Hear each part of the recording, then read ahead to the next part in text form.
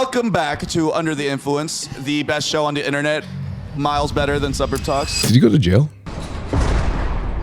How to throw the best party possible. This like first time seeing you throwing judgment. We got my boy, the legendary American cocktail artist, Wootak Kim. So today's episode is about my own bar tools. Exercises to make his dick longer. What? Wait, we can talk about whatever on this podcast, right? Oh, that's dangerous. Following a path of love and forgiveness doesn't mean you'll never sin. Damn. Had all these expectations of people in my life, whether it was business or personal. What am I doing? I'm literally in the trunk of a car on drugs right now while my mom doesn't have a retirement plan, while I don't have a career plan. If I want to eat something, like I'd have to save up for the week, but now like I just press a button on my phone. I know a lot of bodybuilders who will swear on their life that they're natty, and it's like, brother, if you're natty, I'm black. If let's say me and you got into an argument, right? You'd probably be trying to prove a point. I'm trying to prove a point, right? Yeah. And then if we're emotionally mature, right? Like maybe one of us will concede because the other brought up logical points or whatever, right? Mm-hmm. But arguing with a narcissist, it's like they will just they'll just come up with a new reason why. And it doesn't matter if they're right or wrong, or if like they don't want a resolution. They just want to fight, basically. And that's kind of like a sign of how you know you're with a narcissist, apparently. Mm-hmm. Gotcha. Yeah.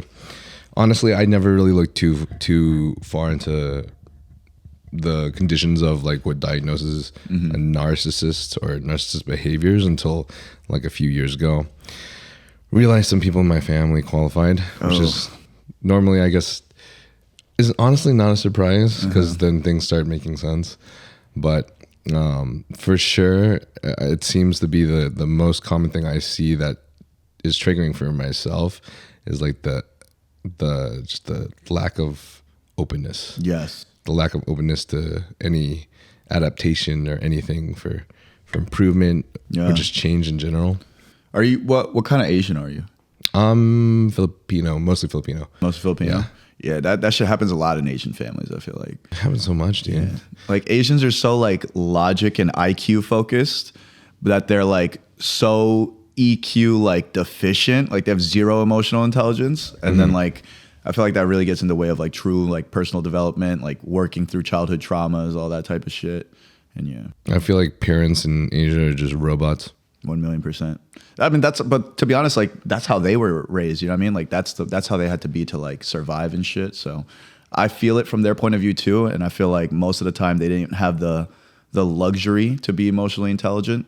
So it's like this like conundrum of like you've passed your traumas on to me, but also like you got trauma passed on to you, and like it's just this fucking cycle. But yeah, this shit shocks the fuck out of me though, because then you look at Japan and anime, they're fucking emotional as fuck. Yeah, but I mean that could be it. That could be like they're so pent up and so like suppressed about it that the only people that can get it out, because also the people making the animes are like the most creative, like at least the successful ones that we see are the most creative, most like just like, you know, they're like the top of the top. They're not like your average Japanese person walking around.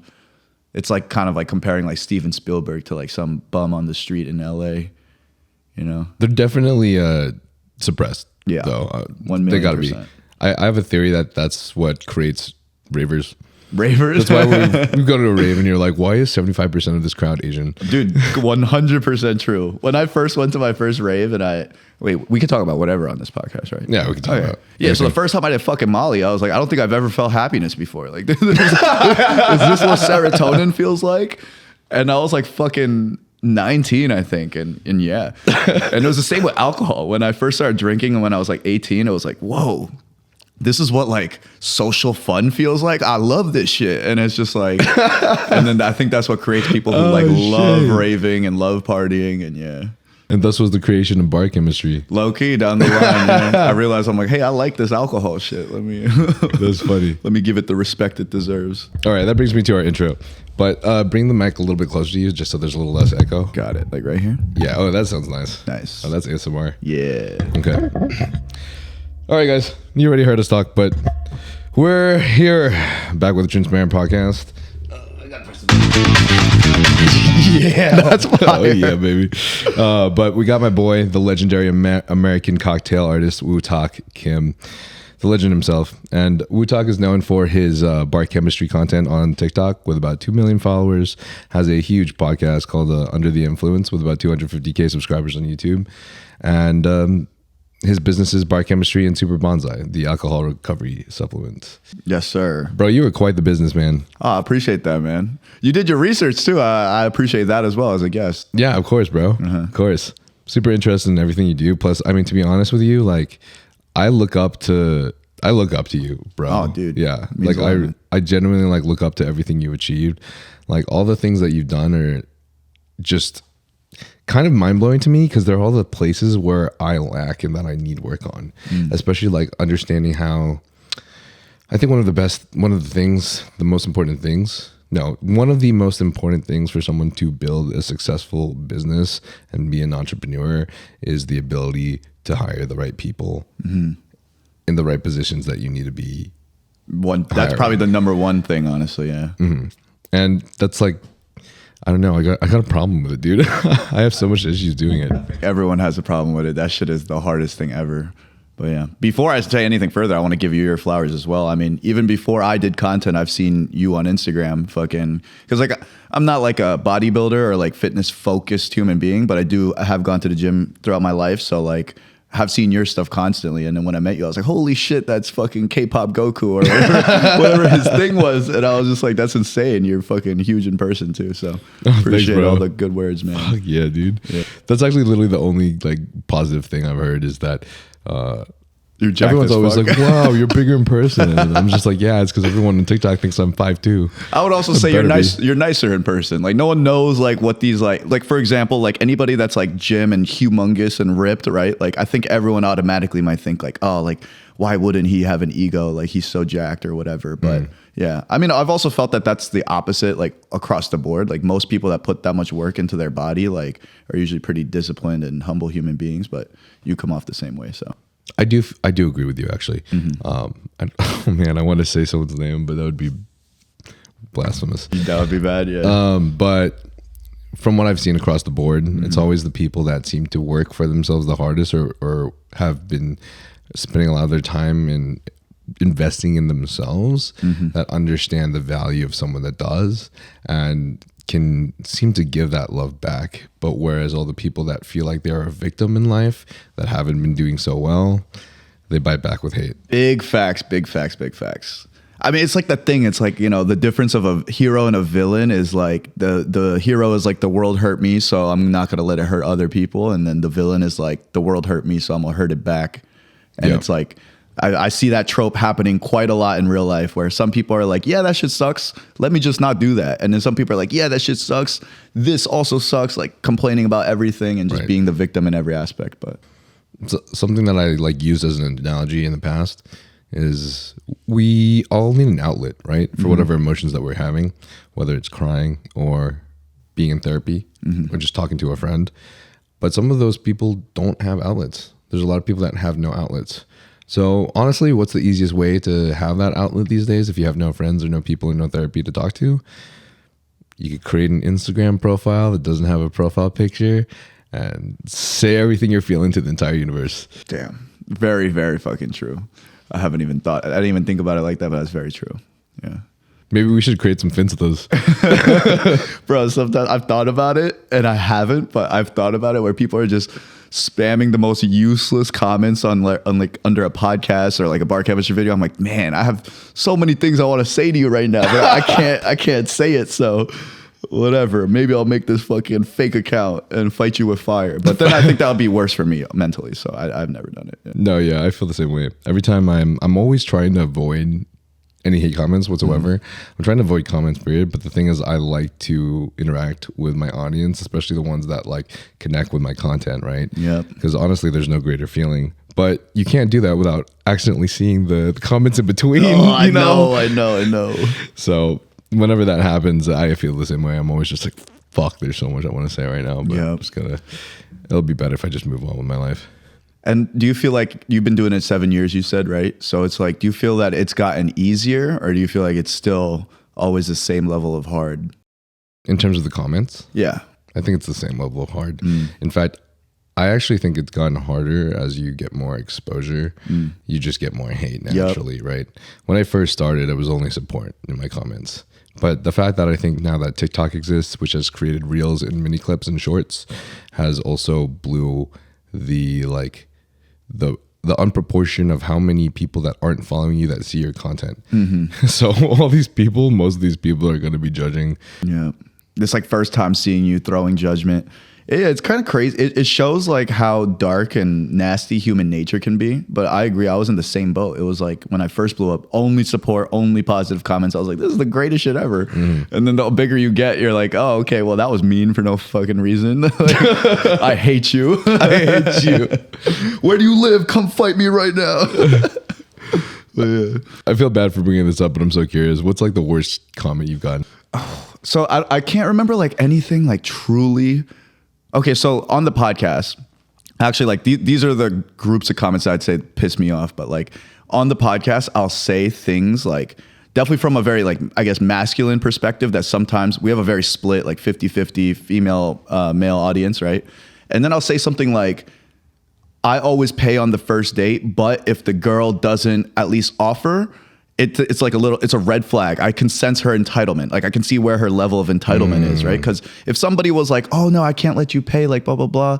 And then like, there's no way you're going to pay. I will never let a woman pay on the first date. But that was like a point where me and my female co-host Esther were arguing. And then the comments are all like, this is why Wootak's alone, blah, blah, blah. And I'm like, what the fuck? And then some of the comments are like, Wootak, why do you feel entitled to a woman's body? And I'm like, what the fuck? And that's what pisses me off is because it's like, you didn't even hear a damn word I said. Like I've said multiple times, men should pay on the first date, always, point blank, right? I even say, it's not even a deal breaker. It's like, just like a kind of like a gauge of where maybe your entitlement is, not even saying it's a deal breaker. And it's like, these people will only hear what they want to hear to like be mad or be upset. And there's definitely like reasonable comments that debate my like point, which is fine, which is how it should be. And which is why I do like to say like kind of like antagonistic things sometimes on the podcast. But like, yeah, I mean, so I just hate it when people twist my words. And then the comment gets like 100 upvotes. I'm like, 100 of you think that I'm entitled to a woman's body because what the fuck are you talking about? Like, when did I ever say that? And then so that more feels like an attack on my character without even using words I've said. So that type of stuff pisses me off. That's so out of line, bro. I know, right? Entitled to a woman's body. Yeah, because I'm like, low key, that's what you're thinking, right? For you to project that onto me, that's what you think men think. And it's like, that's not what I said. No, not at all. That's crazy. Yeah. Like something I've always said is like expectations are suffering. And I think the key to the best relationships are honestly not having those expectations that weren't even discussed. Like I think there's a huge difference between stating your boundaries and the rules of your relationship versus like the expectations, especially the expectations that haven't been mentioned. Yeah. Those are like the killer of a relationship. Totally agree, man. Expectations are suffering is a bar. I went through something similar that I think that line really like resonates with, where it was like, had all these expectations of people in my life, whether it was business or personal, of how they should be because of the way how I was like towards them, like pouring my energy into them or whatever. And when it wasn't received back, I felt hurt, but all it really was I had these expectations on people because of the way I was and not because of the way they are. And when I just let them be them, like, you know, why would I even be offended? And yeah, that's a bar. I might be talking in like some modern ass like slang terms that aren't very professional right now, but like say that you're talking about being a fuckboy, right? And like you're like one of those people who like maybe you have issues like talking with females and stuff. That's why it seems to be like not giving a fuck always works in your favor. Like literally having zero expectations for something going anywhere, bro. That's literally like, not only is it the key to happiness, but more than often than not, they like sense that energy. Yup. Right.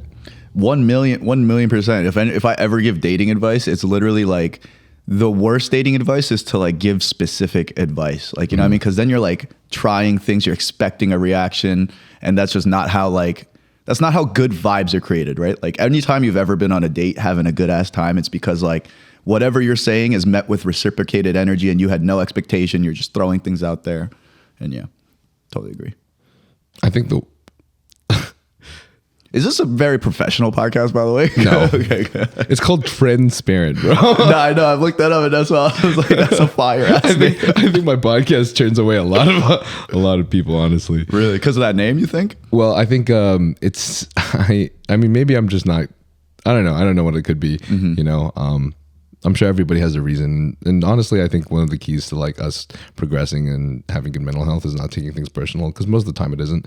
But I think there's a lot of guests that may potentially have chosen not to do my podcast for the sake of that they are worried that they feel like it's focused on steroids. And there's a lot of people in the fitness industry where even if they are in gear, like they don't talk about steroids whatsoever, and that's not their focus. And there's a lot of really professional, famous bodybuilders. In fact, a majority of them who do exactly that will try to press, which is true, because I'm not, well, actually, like I had one of the managers of like a very top podcaster and previous famous bodybuilder who was like, he was like a 7-time Olympian. He was potentially going to come on my podcast and we're going to do podcasts together. But then later on, manager was like, actually, we're going to have to decline the offer. And the person that was helping me reach out to them, I sent him a message of what I wanted him to say, but he didn't send that for some reason. And he mistakenly instead asked first, would you guys be down to talk about steroids? Oh, man. Yeah, right. And so the guy sent a response saying, which I actually am changing around a little bit and trying to make a disclaimer in some of my videos because I'm learning from this experience. But he sent back basically stating that we don't like the idea of ideating steroids for a full podcast is not appealing because it discounts the true necessary work that's required to see results and expresses that simply a chemical solution is all you need for these results. So that's not something they'd be interested in. So whoever was helping you kind of fumbled that for sure, but yeah, fuck. Yeah. Have you thought about changing the name then to offset that like preconceived notion? I've thought about it a lot. Really? Yeah. I've set like surveys on my stories, and I asked some like professional people that I like really appreciated advice from. I also asked there's this guy named Dr. Adam Hotchkiss who he's a surgeon, but he works also as like an advisor in Merrick Health, which is Derek More Plates More Dates' like HRT company. And we had a podcast, and I asked him for experience. His advice, which he shared, was pretty valuable, but I had considered changing it to just Transparent Podcast with an A. But then when I did that for a while, I kind of cringed every time I thought about the name. I'm like, this sounds fucking... Which sucks because Transparent is a fire fucking Thanks, bro. Thanks, man. I'm like, I would never name my podcast Transparent. I'm not trying to tell people, hey guys, I'm so fucking transparent. You know? Like that wasn't the point. So then I thought like the only option is like Nyle Nugget Podcast or something, which I could definitely do, but then that's like a very big change, I guess.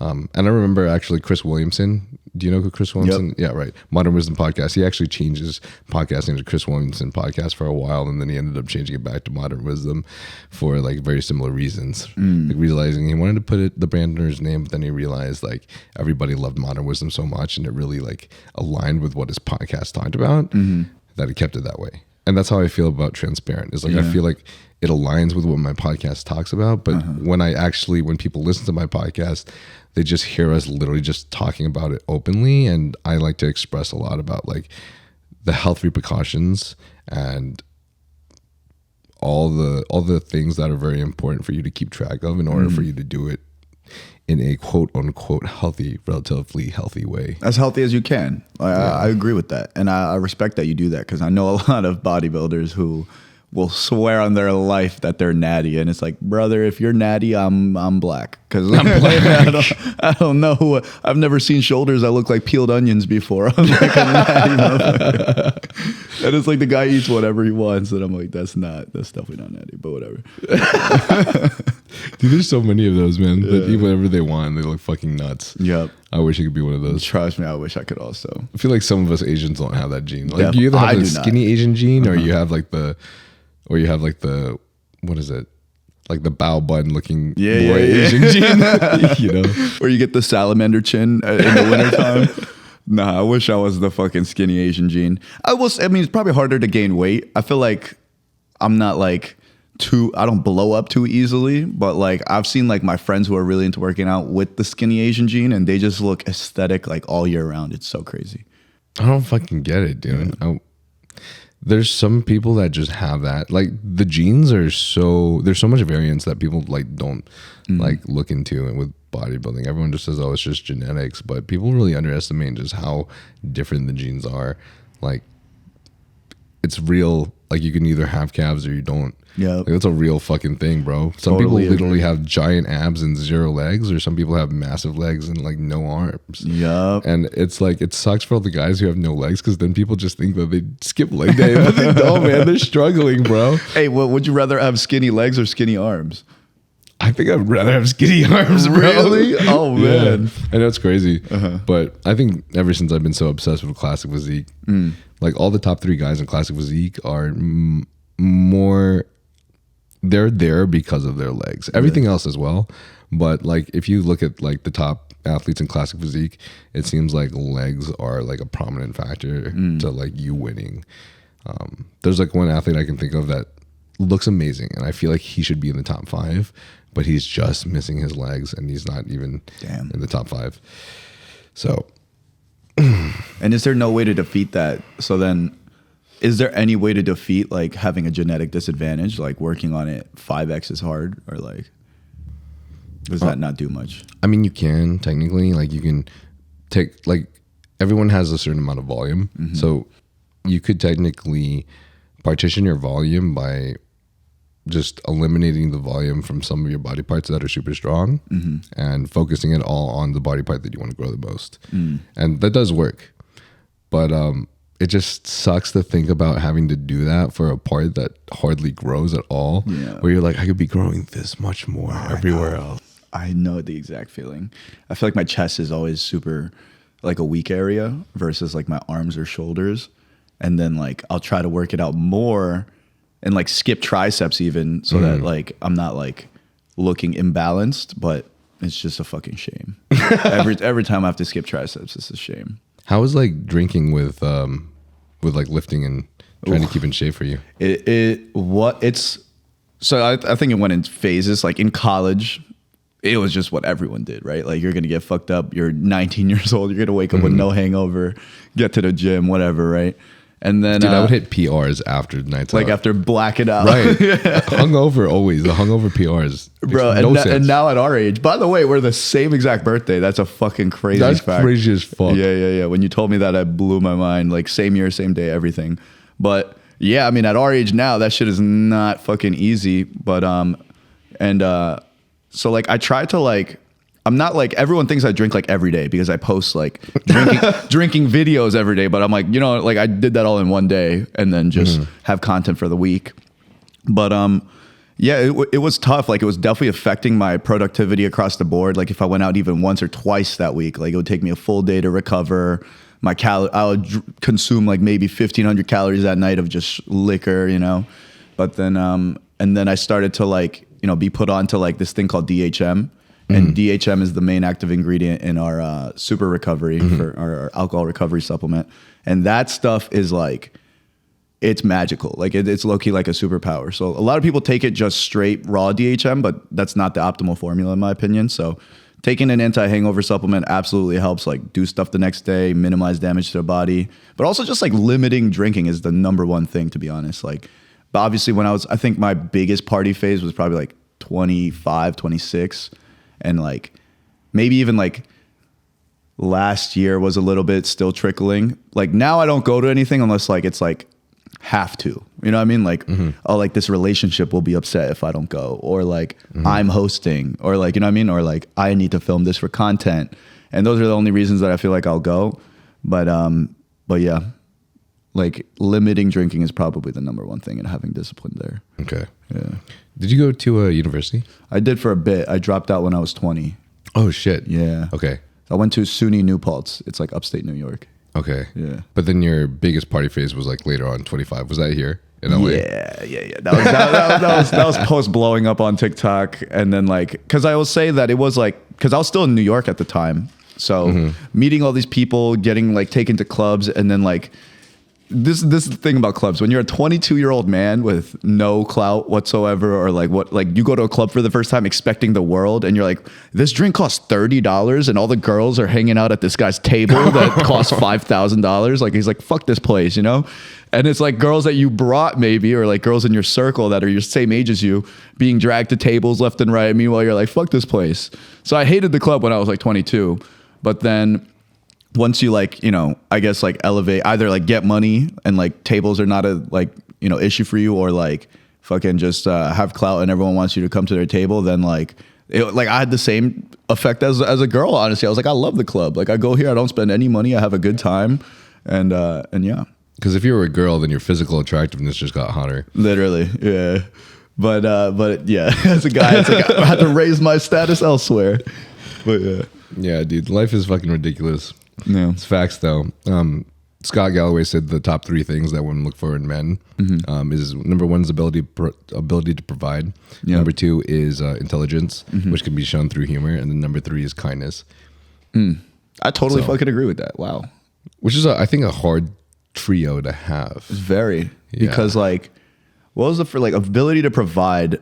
Feel like that is the low key easiest one because it's like work ethic. You know what I mean? Like.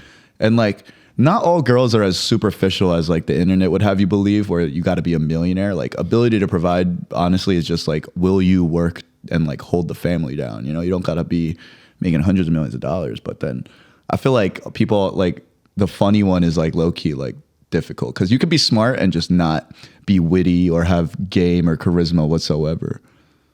You know what I mean? Yeah, you could. Yeah. The witty one is... I feel like the witty one's a game changer. It is. That's the number 1 factor in my opinion. If you could banter, because like when it comes to flirting, like I feel like there's girls, like you'll meet a girl that like here's the thing about girls are not as superficial as guys either. So like if they're not innately attracted to you right away just from looking at you, like you can change their mind by like having good banter with them. 1,000,000%. 1,000%. And it happens all the time. And then it's just like, so that's why like I see a lot of comments online, especially having a podcast that talks about dating stuff. I see a lot of comments all the time online, whether on mine or other people's podcasts, of like dudes feeling like such despair because they're like, oh, I wasn't born a 6'2" white guy with blue eyes. Like I'll never get bitches. And it's like, bro, you will never get girls because that is a thought in your mind. Like not because like you're not 6'2". Like You got to take a look at there's tons of ugly guys that have height girlfriends. Tons, like, does that not motivate you? Like, that could be you, my boy. Like, learn some jokes. Yeah, dude. I think that's a good thing about social media these days, though, is like now we finally have the power for us to like make something of ourselves, show whatever passions we had. Whereas like back in the day, it was so much harder to get recognized, you know, and no one was going to come be your savior. Like that's something that we have to accept, is like no one's going to come be your savior. You have to work there and get there yourself. So totally agree. I do agree that I think now is the easiest time to go from like trenches to riches. But I will say, like at a certain point in time, you could have started like a plumbing business.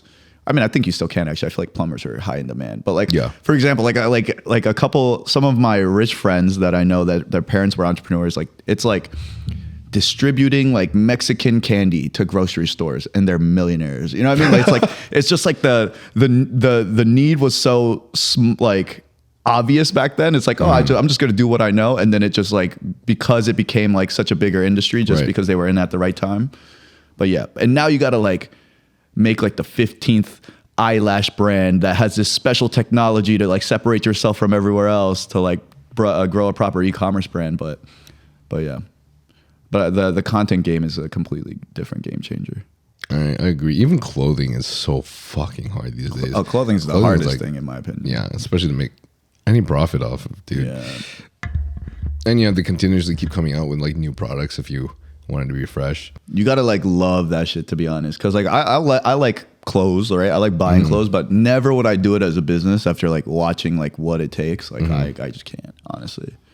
That's an issue I'm running into right now, is because Dion and I have been making a clothing company. Really? But I just know like there's so much time that's going into it, and I just know that like I have 2 other brand and business ideas that I've been focusing on, and I know they're gonna be like multiple times more profitable. Wait, so then why do you keep working on the clothing versus the other ones? Because the clothing, so I don't know how much I've talked about this before, but basically the clothing company is going to be called Freeman after our best friend that passed away 2 years ago.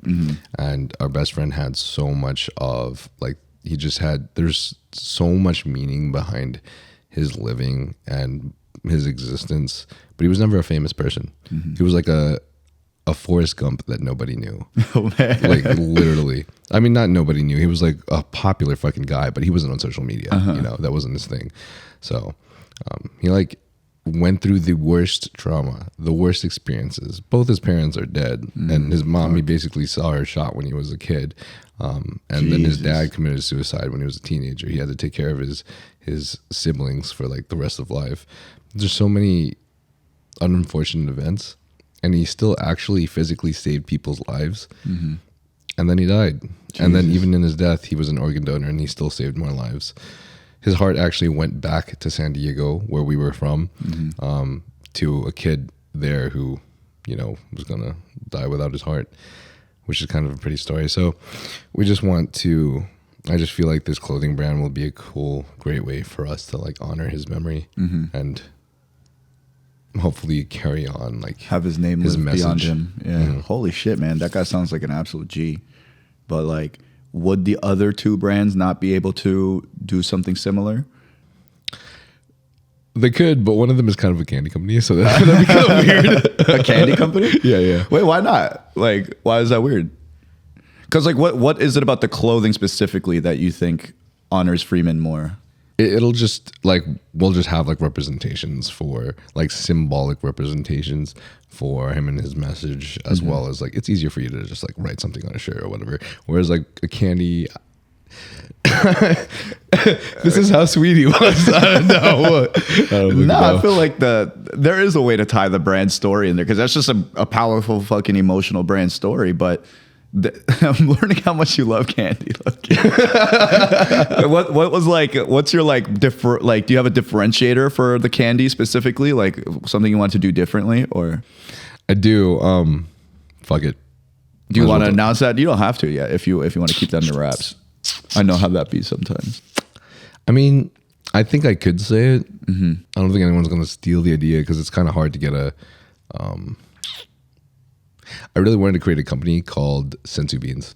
Oh, bro, no funny shit. When we were ideating the name for Super Bonsai, so the name is Super Bonsai because it's like a very, like we have like a very video gamey anime comic book aesthetic, because we like, it's a holistic health and wellness supplement company. We use completely natural ingredients always. And how I've always felt when I take supplements is like certain things work so well and it's completely natural. It feels like superpowers. Like I'm in a video game and I just ran through like a Mario star, you know what I mean? So then I wanted to impart that feeling in our content and our branding. So I came up with like Super Bonsai, and all the products are going to be named after superpowers, like alcohol recovery is super recovery. That's sick. But the first reference we had when we were coming up with the name, it was like, I want to feel like I'm taking a fucking senzu bean when I take our supplements. And we literally were like, let's call it beans. Beans, because we were like, capsules look like beans, but then there was like hella legal shit about like, then your product must contain beans or like whatever, and I was like, fuck you guys. Oh, that's ridiculous. Then your product has no, it was like legal mumbo jumbo that like maybe we could have worked around. Like my co-founder is a lawyer as well, so he's very like keep us safe from getting sued type mentality. Gotcha. Yeah, that's cool. I mean, that would have been hilarious though. I think in Florida they call Molly beans, don't they? Ecstasy pills. That's hilarious. Hey, Loki, senzu bean, like something senzu related for a candy company would be fire. And then like maybe like you name like a line of candy at like Freeman. I don't know. But I understand the struggle of like multiple businesses, and as I run them now, like if I have one thing I would change is like I would prefer focusing on just one, to be honest. But yeah. Oh fuck, dude! It's I knew it. It's so tough, man. I saw that coming. Yeah, that's what I was trying to think of. I was talking with a management company about like trying to make a decision there, and the part that makes it hard is literally the purpose that we have behind the clothing company. Is what makes it so hard for me to change it. I agree with that, but also like, you know, maybe I'm overstepping here, but your boy sounds like he was like a A1 human being. I don't know if he would want you to, like, you know what I mean? Like almost jeopardize yourself if you're going to take on more work for like, you know what I mean? Less benefit. I think there is easily, he has such a crazy emotional story that like, I don't see a way that you can't tie it in. Like maybe not at the same level as like the clothing way, but I also feel like your boy would want the best for you guys as well, you know, and not to be struggling just to, you know, make something work that might not be where you want to put the most of your time. Thanks, bro. Yeah. Thank you. I feel the same way. I think so too. Deanna and I are just so passionate about it though, but we'll figure it out for sure. I think you will. We'll have to talk about it. We put in so much time in it already though. It's like kind of hard to. Trust me, dog. Like bar, so at Bar Chemistry, we also sell like mixology kits, like bar tools. First business I ever built, did well, grew well, like was blowing out sales. And like when that was the only thing I did, like no podcast, no Super Bonsai, shit was growing. I was optimizing, right? But then I start the podcast, and then it's like, then the podcast gets some success. And then the more success it gets, the more work you do, right? Even though I'm delegating and hiring and doing all these things, it's still like now those stakes are higher. Like if I fuck this up, there's other co-hosts now that are relying on me, and like all these people get paid from this shit. And it's like, you know, so I'm like lucky enough that the three things kind of like all have like a centerpiece of alcohol. So like it kind of all like, there is a way that it can work in this ecosystem we're building. But yeah, ideally, like, I mean, like example, like taking the time to make a YouTube video for Under the Influence, like one of the non-podcast ones we do, could take a week, dog. Like prepping, like planning, like production, like all that shit, right? And then actual filming is like an entire day. And then the editing process, which I don't touch, but like takes another 2 weeks, right? And that's a lot of money too. A lot of people for the podcast, not the podcast, for the for like non-podcast content where we like actually have to produce shit out, and people have to all show up to a place, and like there's directing going on and you know, all that stuff. And then it's like the amount of time I spent doing that one video, like I could have made 25 TikToks selling Super Bonsai and like been like 50 times richer than this video made, shit. you know? So it's like, that's a very hard balance to make as well, like allocation of time and priorities too. Yeah, that's true. I mean, that's one of the reasons why I admire you so much though, bro. Like I feel like you have 1,000 things on your plate, and I'm just like, how the fuck does this guy do it? Sometimes I'm like, how am I doing it? Like it definitely feels like I've been stretched thin, but it's all very rewarding. I think a big part of it is fucking gratitude. Like I'm religious, so when I pray at night, like I'm first thing I start with is just listing things I thank God for, and it's like there's so many, you know what I mean? Like even if you get really granular to like, thank you for letting me eat today, it's like I could eat whatever I want. Like ultimately, right? Like there was a time where I had to like ration my money to like, if I wanted to eat something, like I'd have to save up for the week. But now like I just press a button on my phone, don't even look at it. Yeah. So it's like I may suffer through that. And then now I have friends, like I've been building like businesses with people who love me, you know, and it's like that's an amazing feeling as well, as I'm sure you're going through right now as well. But yeah, we'll get right back to the podcast in a second, but I just wanted to take this break to thank you guys immensely, because this podcast is my favorite content to create, and I couldn't have done it without you guys. Contributing to it will further help its growth and allow us to listen to more amazing guests such as the one you're listening to today. So if you'd like to support the podcast, you can do so by rating us 5 stars on Apple Podcasts, Spotify, or anywhere you find your podcast, or subscribing to the YouTube channel. And if you would like to help fund the podcast, you can do so by using Nyle for a discount off of Young LA clothing or huge supplements. Thank you guys again so much. We'll be right back to the podcast. I mean, speaking of that, dude, I wanted to talk about your life even from the beginning, but we're 40 minutes in, didn't even ask the first question. That's how it always happens. Yeah, but I know what you mean.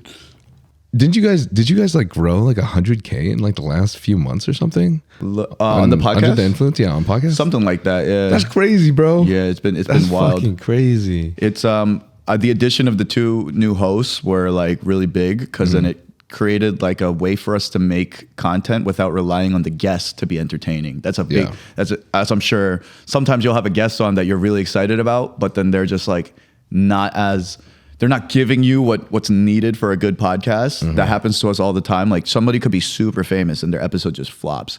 And it's like, damn, like So I always felt like we needed to create like a host only format where we got charismatic hosts that our audience loved to listen to.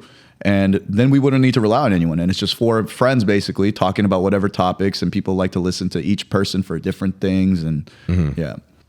No, I love that. I love that whole design.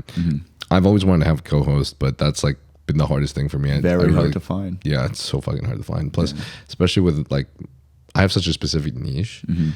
So that like I have a lot of bodybuilding friends, but I don't really have any bodybuilding friends that would be good on a podcast host. Probably that, or like even that talk about like steroids, period, at all, or anything like that. Is that rare, to be honest? Like from what you see, like yeah. To be honest, yeah. My only friends I can think of is Marcus Fit, who's just doing his own thing in San Diego, and then my boy Nathan Brooks was like my OG that I like partner that I created content with. Like I created this one video that was like 45 minutes long, titled like all the steroids and performance enhancing drugs I've ever taken. Some crazy shit. And I just 45 minutes long. Yeah, bro. I just placed all these drugs on the table and I was like, this is all of it. And then I literally went one by one. And then he came in halfway and we just started like spin shit out while talking about it. And it was funny because we were just, we're friends. So we just talk about shit like that, like cow juice and trend. But what about that guy? Yeah, he moved to Texas. And also like he wouldn't have been able to move to LA with me. Yeah. I will say also, I mean, I know you have a niche, but like there could be an angle where the host is outside your niche. You know what I'm saying? And like that could be, you never know like how, it depends on that person's personality, True. right? Never know how that affects the audience of like getting the person's perspective that is not in your industry at all, because they might be looking, you're going to ask the expert level questions obviously, right? But then this person might be like, what's Mr. Olympia? Maybe you don't want that every episode obviously, but like what's Mr. Olympia? You know what I'm saying? Like more like beginner level questions that might help you to also bring an audience of people that are not like as entrenched as you guys are. No, I like that. No, that's true. That's actually, I don't know why I didn't even think about that. That's why I ask you, bro. Well, that's the beauty of conversation, is sometimes somebody else sees it, because when you're the one doing it too, it's so easy to tunnel vision because you're so built on focusing on building and stuff. So I get it. That's definitely what like creates a whole, not just a well-rounded discussion, but honestly like well-rounded minds is like different perspectives, right? So true. Openness and different perspectives. So having that definitely would be helpful. Man, you're giving me some homework. Cool. I'm glad. I mean, I'm also in the podcast space, so if I can help at all, of course, man. Thanks, bro. Thanks, homie. So what are your thoughts on video podcasts on Spotify? Oh, getting our podcast to have video on Spotify did like boosted our numbers like immediately. Oh, wow. Yeah. Damn. Okay. So like that is definitely a hack. It's a little bit annoying because we were using like just for podcast nerd talk, but like Libsyn to distribute.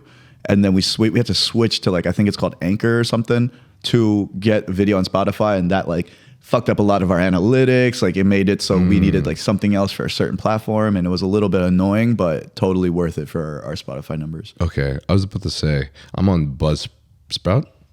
Yeah, maybe Buzzsprout. I don't know that one. Yeah, they distribute the, right? These are like distributors for like all the podcast apps. Yeah. And I can't figure out a way to do video on it. So probably just doesn't have that.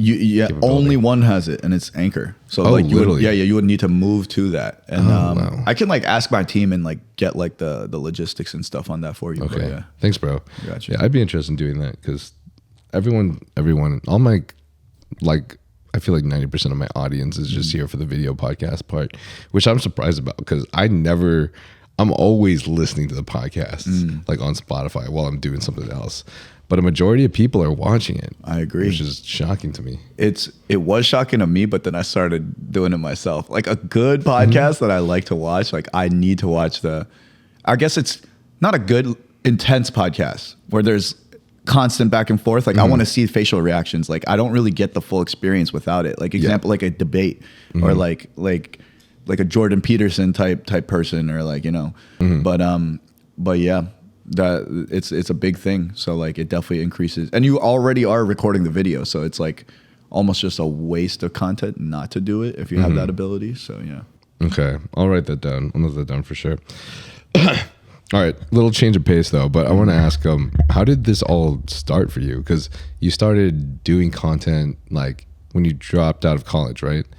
A little bit after I dropped out of college. Okay. Yeah. So like, I guess like backtrack, like what's the first memory that you ever had that of me doing content brought you to create the business, do content for Bar Chemistry, and then obviously this led to the podcast and everything else?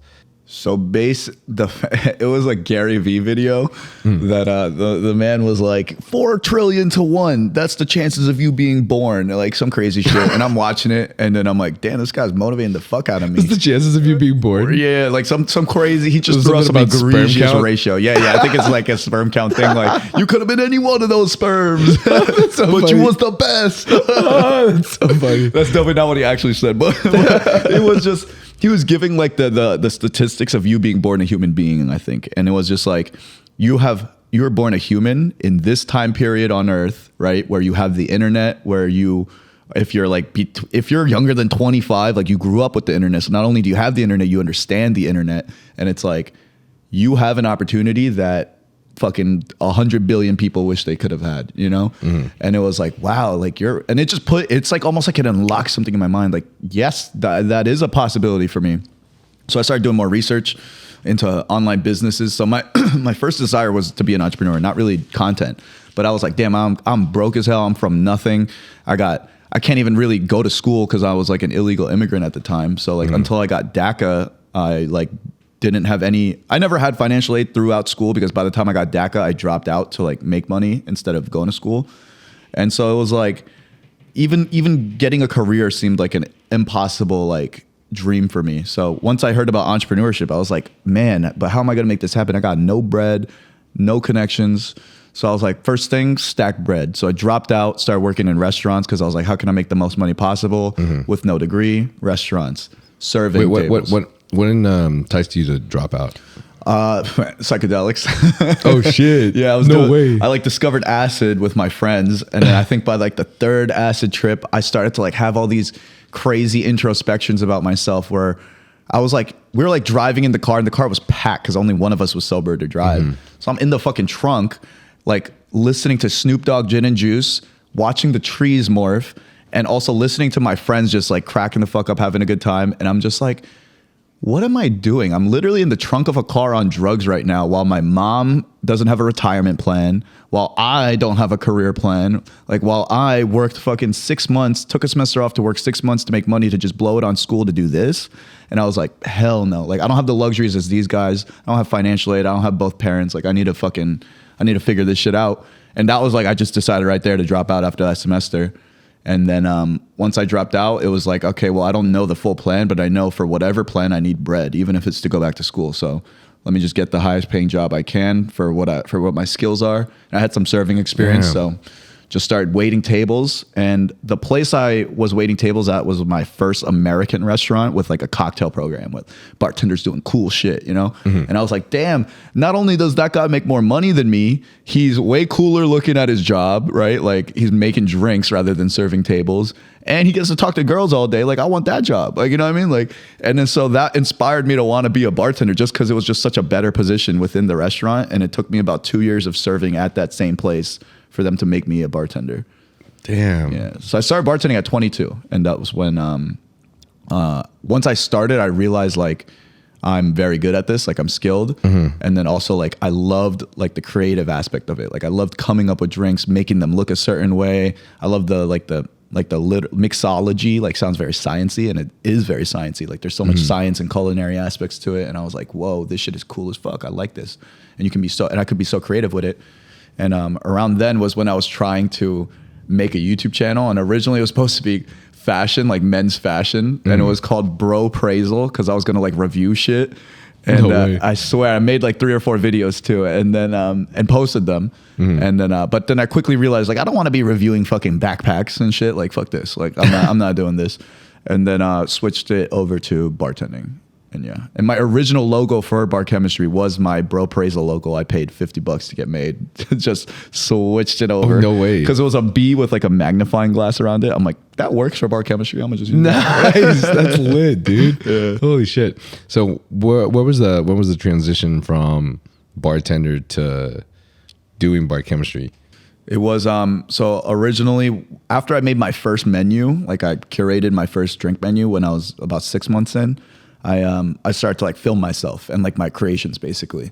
But I was like too nervous to talk on camera. So it would be no talking. Like the original videos that I was making, I put them on Instagram and just like you wouldn't even believe like that was the same person because I'm like too nervous to talk. I'm like my hands are shaking in the videos. Like it's crazy. And then but I kept fucking making them no matter how bad those fucking videos were. And then while making them, I had the idea for like, oh, like I want to make like my own bar tools, and I want to make them look cooler than everyone else's. So like the aesthetic was going to be my differentiator, and I didn't notice that anyone had like matte painted bar tools. So I started like going back and forth with suppliers in China, like trying to get them made, and then I realized like the issues with matte paint, solved them, and then like eventually spent my whole life savings on just making a line of products. And then I left out an important part. I had enough money to do that because I bought Bitcoin at 4K. And then I bought 2 Bitcoin at 4K, sold it at 11K, and I used the entire funds to make bar chemistry, basically. Oh, shit. That's sick. Yeah. So it wasn't a huge come up because I watched it go up to like 35K, and then I saw it plummet, and that's when I sold it. but it still came up on some bread. Yeah. Fuck yeah, dude. That's fucking epic. Yeah. Appreciate it. So what was the year that you started all the bar? That was 6 months into being a bartender. Yeah, and then I did it for a year. Like the content I did for about a year, like without anyone seeing it. Like I have 4,000 followers on Instagram, but following 4,200 people on Instagram. So it was like no one was seeing it unless I was following them first and spamming. Like I was doing every like little growth hack I could find to like try to grow. And then I heard of TikTok through Gary Vee as well, and hopped on there. And like January 2020, but then started making videos like actually for real March 2020, like when lockdown happened. And that's when I saw like I just made 3 videos. Well, I made like 9 videos every day, but posted 3. And then so I was posting 3 times a day, and then in a month I saw my shit just take off, and then sales started flying in too. It was pretty crazy. That's fucking sick. Yeah. TikTok does that, man. It's TikTok crazy. does, man. TikTok's literally the place for anyone to be found now. 100%. That same issue with like why you can end up getting so much more hate comments is also like how you build a business low key. So I think TikTok's, well, I guess I had like this argument with a few friends on which social media platform seems to have the most hate. I believe it's TikTok. Really? I believe if your video goes viral for no reason on TikTok. Yeah, dude. Yeah. Okay, so I think it's Instagram, but like have you seen like the trend nowadays of like an Instagram video that goes viral? It's like a trend to be extra hateful on Instagram right now. So like if you'll see like just like there's this one dude who's like kind of fat, not kind of fat, he's pretty fat, but he does like fit videos, and it's just like it's cool videos, right? Like but it's like super viral. Like I'm talking like 100,000 comments, and like every comment is like, good job, fat N-word, like Oompa Loompa looking ass, like just violations in every single comment is that, and they're all up like 10,000, 20,000, 30,000. I'm like, damn, like what the fuck? Like this guy did not post that knowing this was gonna happen, and then I've been seeing on Twitter or X, it's like TikTok versus Instagram, and it'll be like screenshots of both of the comment sections of the same video on TikTok versus Instagram. And it'll be like somebody that like, it's usually, I'm not gonna lie, it's usually somebody that's like overweight. And then it's like on TikTok, very like body positivity, like all that stuff. And then on Instagram, it's like just ripping them apart, like every little insecurity they could find. And it's like almost like a game on Instagram now. I don't know why that's a thing. Shit, that's crazy, it's fucking crazy, yeah. That's crazy. Maybe this is a new thing, because it's pretty new. Because they were arguing with me that Instagram was worse, but without that factor of it. They were just literally arguing that Instagram was worse if like your shit goes viral, and like that was weird to me, because on Instagram I would see a little bit more support. Like whenever my videos first started blowing up, like a lot of the comments on Instagram would maybe just be like some needle emojis or some shit like that, or like fucking on steroids or something like that.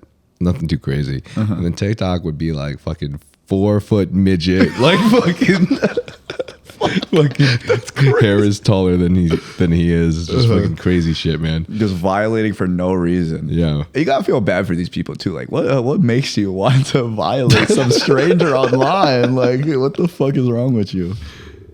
Because even before I had like a online image to protect, it's like I would never have commented that on someone I don't know's post. Like, what's the point? Yeah, it's kind of sad, honestly. Dude, there's this one kid. I'm trying to remember his name, but there's this.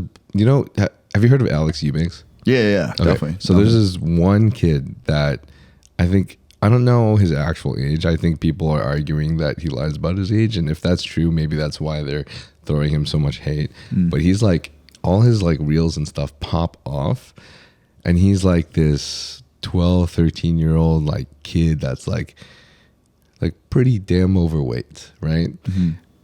And I don't mean to be a dick, but like people will say like he's like a knockoff Alex Eubanks, but he's like really out of shape. But he just seems like some very young kid who's trying really hard to just like, create content and like make something of himself. He's really trying to actually just work to better himself, which is dope.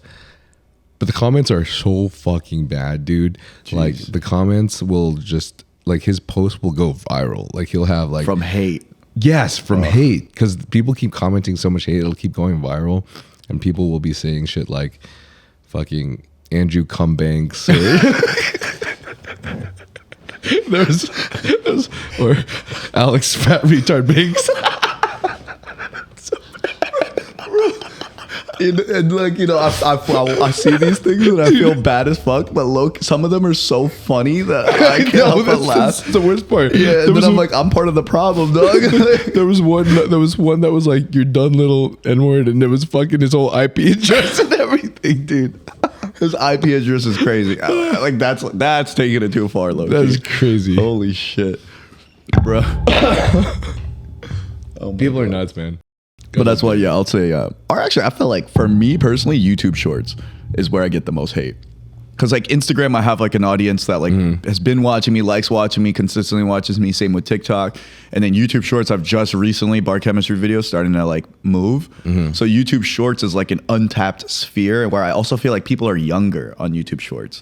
Oh, really? Yeah, that's TikTok. That's my feeling. Like, because like the comments, I'm like, you have to be a child. Like, like there is no grown man sitting here like fucking wasting his time writing shit like this. But then it's just hella, like my most common shit is like, oh, like well, I'm about to listen to this Asian lady about like, about vodka or like, you know what I'm saying? Like they always just call me a woman. Like that's their go-to because of the hair and everything. Yeah. These kids probably aren't even Asian. Yeah, fucking 100%. All Asians look like women. It's just who we are. Yeah, like damn, my fault. I can't grow facial hair. Damn, like I try my best. I mean, there's pros to everything, bro. You can't grow facial hair, but you probably don't grow facial hair anywhere else anyway. Yeah, so.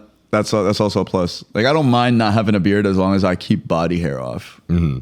I couldn't grow facial hair for the longest time. Then jumped on some tests. Did that shit switch it like that? Well, I never ever did like any crazy cycles. I was always on TRT plus a little bit of a hardener to make me look half natty, even though I was an IFBB pro, so everyone knew I wasn't. But that's the look that like I like the most because you just fucking look like you're fit. You look like you're just shredded. Yeah, good old Gymshark fuckboy. Yeah, I know that era. But now that I wanted to really compete for Olympia, and I've always wanted to compete for Olympia, but now that I'm like really motivated to do it, I have to take serious cycles, serious bulking cycles, which isn't even as hard as the peak week or prep cycle that I'm definitely going to have to take. Jeez. Which kind of gives me a little anxiety. But basically, I think I basically doubled my highest testosterone I've taken in the past. And when I didn't feel anything crazy, but dude, my fucking hair just started growing out quickly. Damn. And I also took like a growth hormone secretagogue that increases the GH. And so my hair grew out faster and I just started getting these patches here. And I'm like, wow, it looks like I'm growing a beard or something. And this is the first time in your life that's happened? First time. Wow. Yeah.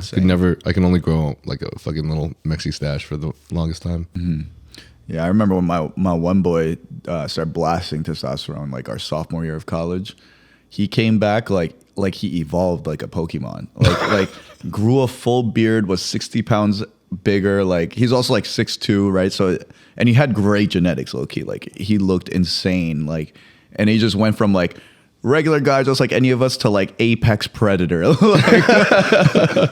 Like it was insane. Did he grow a beard to get bald too? He didn't get bald, and he grew a thick ass beard. So it was like he got the best situation possible. That's lit, dude. That's lit. That's like how you know, like your strength goes up like times 10 is if you like grow out a giant beard and like get bald. Really? Then you just turn into a giant powerlifter. I think that's every guy who like just jumps on like too much test. Yeah, he's a smart guy though. I feel like he rationed himself to not, because he's a very like aesthetic obsessed guy. So okay, nice. Yeah, if he would not have done steroids if he thought he was gonna lose his hair. To be honest, I made that mistake. I mean, you look like you got all your hair right now. I had to jump on a lot, dude. I had to do a lot of research. Oh. Yeah, I'm on finasteride and minoxidil right now. Oh shit. Okay. Yeah, and total game changer, bro. If you ever start losing your hair, which I don't think you will, but if No, you ever finasteride. I started taking that just preemptively. Oh yeah, Yeah. How did it help you? What, like I started noticing like receding, just like as you do when you're fucking 28. But I'm like, man, nope, kill that shit right now. Yeah. You will not move anymore. Fuck yeah. You didn't notice any side effects from it or anything? Nah, Fuck not yeah. really. Yeah, Same. thank God, because that would suck. But yeah, Right. There's like that small percentage of the population. So every guy that like has looked into research for it and hasn't started is like scared of it because it's got like the propensity for like erectile dysfunction. yeah, which is like the scariest side effect for men. Scariest, bro. I feel like you'll read a drug that has like potential death and like you'll take it, but You'll like, take it. bro, erectile dysfunction? Nah. No way, dude. Yeah. I was always scared about that, but then Cialis came out, so we're good. Have you ever tried? Do you ever take like natural things, like herbal remedies for the same things? Wait, for erectile dysfunction? Cialis. So this is one that maca root, or have you heard of Tonkat Ali? Yeah. So Tonkat Ali low key works almost better than maca root, but when you combine them, like you stack it, that shit is like, I've taken Cialis before, like just being a fuckboy in college, like we're gonna go out drinking, everyone's passing out Cialis, and and like fucking Tonkat Ali plus maca root works honestly far better. No way. I swear, Far and it's better? just literally just roots and herbs, and Bro. it's like, and like the difference is though, it's like Cialis is like you're demanding immediate result, but Tonkat Ali. Wait. Hold on. Maybe you're thinking about Viagra. Viagra is demanding immediate result. Okay, Cialis also, people will take it demanding immediate result. I know you're supposed to take it like maybe like a couple hours before and like chill. That's Viagra. Okay. So Cialis is on for about 24 to 48 hours. Man, maybe that's why that shit never worked as well for me. But regardless, the fucking that's exactly what you would do with Tonkat Ali or maca root. It's like take it for like a couple days. I noticed like results like same day, later, not like popping the pills and then trying to do the deed. And it's like, oh, I don't notice a difference. But if you've stacked it in your system for like 2-3 days, like you notice like it's like you're fucking 16, like just random boners, like heart, like out of nowhere, and you're That's like, crazy. what the fuck? Like this is low key instantaneous. Like it is That's crazy. sick. Yeah. So I'm gonna combine that with my Cialis. Just be hard at all times. Yo, bro, I was fucking talking to this guy who honestly I wanted to have him on my podcast sometime soon, but he low-key just owned fuck ton businesses, doesn't really do anything. Like he doesn't do social media, he's not famous or anything, but he's just done so much in his life. He even did this for himself since he was 16. He did exercises to make his dick longer and bigger. What? Yeah, you And can it do works? that, and it works. And then he decided to offer up like a workout program For getting your dick bigger. Yeah, it's crazy. What? And like he was talking about how like literally everything else that makes your dick bigger is absolute fucking fake and shit. Like you can't take a fucking pill to make it bigger. The pump is absolute bullshit. It only makes it temporarily bigger, but then it goes back to being smaller. But these actual exercises are made to like stretch your fascia and the actual like the ligament that's in there to the point where like when you do it over the course of time, the changes become permanent. Whoa. What's the workout pro? Where do I get that workout? It's crazy, bro. He's gonna send it to me. I'll send it to you. Yeah, send that shit over. but basically, it's like if you wanted to get longer, then it's like these stretching exercises. I've seen something about like I think a tribe in Africa or somewhere, right, where they tie weights to their dicks to all the men to like, and they have like gigantic dicks over there. So like in that specific tribe. So I'm like, must work. And honestly, like when you think about it logically, I feel like that makes sense. It's like, crazy though. I mean, well, like you can do that with anything in your body technically, right? Yeah. You can wear a corset and make it smaller. You can do that with your ears and stretch it out. Well, your fucking dick, it's fucking floppy, bro. Yeah, you can stretch that. You can make that shit bigger because the blood's literally just filling up the gaps. That's fucking crazy. Yeah, man. you can make it longer, and then if you want to make it girthier, then you do the opposite, and you like push it down with certain exercises or something. What? Like I think it needs to be. I don't know if I think there's exercises for when it's hard and when it's not hard, and I think if like it's hard, you push it down. It helps like girth a little bit. I did not think that motherfucker had a solution for girth. I was like, that sounds crazy. Like you could extend length. He said the girth is harder, and that was his biggest issue because he's always had more of like a pencil dick. So like there's this point where like basically he started off with like 5.5 inches, right? Like a little less than average, I guess. And then that sounds humongous to me. Damn, that's what I'm saying. Yeah, and then we were like, dude, okay, so just the boys, we won't tell anyone. Cap, I'm telling everybody now. What is the longest that you ever made your dick? And he's like, okay, bro. Like, so I started when I was 16, so it took quite a few years. Like, you know, I've done this for 10 years, but at one point, I increased it by he increased it by about 3.5 inches. What the fuck? So he was at 5.5, and he ended up at 9. What? At one point, yeah, and his girlfriend's like, yeah, you need to stop. Like, you need to stop. He's like, no, I'm not going to.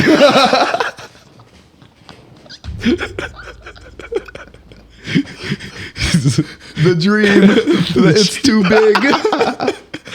But I'm tired of this. It's the perfect size life. I want to be on the it's too big team. But then he was like getting all serious, telling us the reason why it's actually not a good idea for you to ever really be 9 or 9.5 or even longer, because there's no point. You're literally just hitting her what's it called again?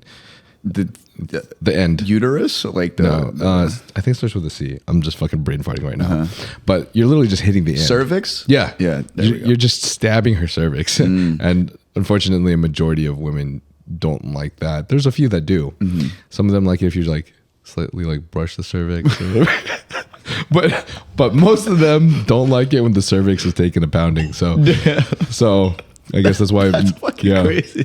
And then one of my female friends showed me this TikTok when I was telling her about this, and the TikTok was like how this girl was. She was like, guys.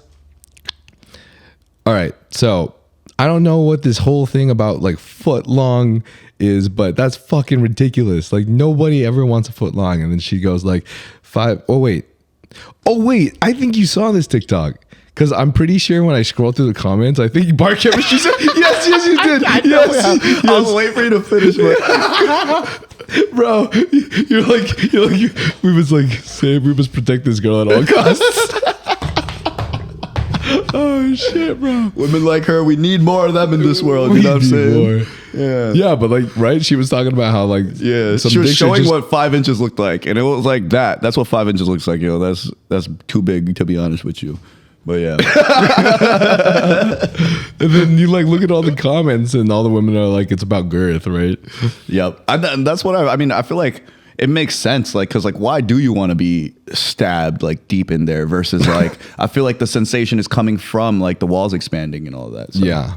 And then I think she also told me, wait, no, maybe this was in the TikTok that like, I guess only 3 to 4 inches is like the actual like length of like the average woman. Yeah, I think literally like, I don't know if that's the G-spot conversation or if it's just like you just need to fill that amount of the canal for it to be pleasurable. Yeah. But like, yeah, the conversation of like how much dick do you need to satisfy a woman is very like, it gets egregious because it's like, what are you talking about 7? Well, that's like the fuck, like, you know what I'm saying? Like, I've never had trouble. I'm definitely not packing 7. Like, no chance. So it's like, I do feel like it gets blown out of proportion on like what, right? Because of porn, to be honest. Like I feel like everyone's looking at porn being like, well, if that dick is like fuck, but like I know tons of porn stars, like they are like, damn, like you do not need all that. The porn stars are the ones that are honestly the most honest about how much dick they need, and it's like legit not much. And I'm like, yeah, thank God. What the fuck? Yeah, but they be getting pounded by these fucking. That's because it's the industry, and I feel the porn industry is like I think evil in many ways, but like the girls that I meet that are like just they're just chill and they're fucking like, yeah, honestly, like it's like this is like my ideal dick. I'm like that's it, and I'm like that's kind of crazy because like I've seen your work and it's like I've seen your work. Like you be acting like 7's not enough, but it's like it's literally like an act for the camera. So it's kind of crazy. That's crazy. It was a shocking realization seeing it in real life, being like, wow, that's like actually your preferred, and it's like not a lie apparently. So yeah. Wow, that gives us all hope. Yeah. We all have hope, gentlemen. Don't worry about it. Just worry about your performance. Because I feel like the worst issue is how long guys last. Because it's like a lot of people have like that premature ejaculation issue versus like, what are you gonna do about not having enough dick? Like you know what I'm saying? Like why stress about that versus try to fix like your nutting issue. I always had an ejaculation problem when I was younger, and I was like, why can't I ever like? I have the hardest time like getting off. So then I could like last hours. Then I realized it's just because I jacked off too much. You just desensitize the shit out of yourself. Bro. What are you gonna do when your parents don't want you to leave the house because they just want you to study all day? Exactly. Were you like very like shut in because of your parents when you were younger? I was so shut in, dude. Damn, yeah. I couldn't see any friends whatsoever. I wasn't allowed to do anything. I've said this story in so many podcasts, but I taped like a small little camera to like the corner of the room, and I like placed it kind of I think now I remember I placed it on like there's like this upper shelf, this bookshelf in the back of our office space. So I put it up there and then I kind of hid a book next to it so it was covering some of the camera, shot it down towards the computer. And so my parents put parental controls on all hours of the day so that I could never access it. So I had to ask them to unlock the computer so that I could do homework for school. So I asked my mom if she could do it so I could do some homework. She unlocked it. Later on that night, checked the camera, played a little game of hangman, followed her fingers, and I later found out the password was her street address. What? So I would time when she would go to sleep, which was around 2 a.m. at night, and I would set a little alarm for myself, like 2:33, and then I would sneak to the office room so I could play RuneScape and watch anime. Oh, hell yeah. Bro, I would I didn't have it as bad as you, but I did have to sneak to the office room to play RuneScape, and that shit was a game.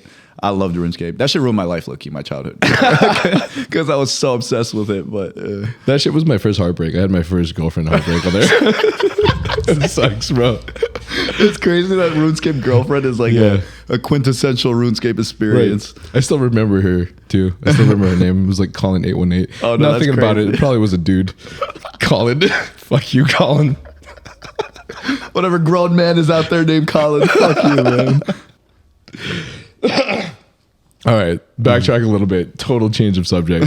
But I saw in one of the podcasts that you had like you had a mental health period, like a mental health break sometime recently. I was wondering if you could talk a little bit about that because absolutely. I feel like it's something that I relate to. I think I touched upon it a little bit earlier when you said that quote about like the expectations thing, and so that's kind of what it was around where like.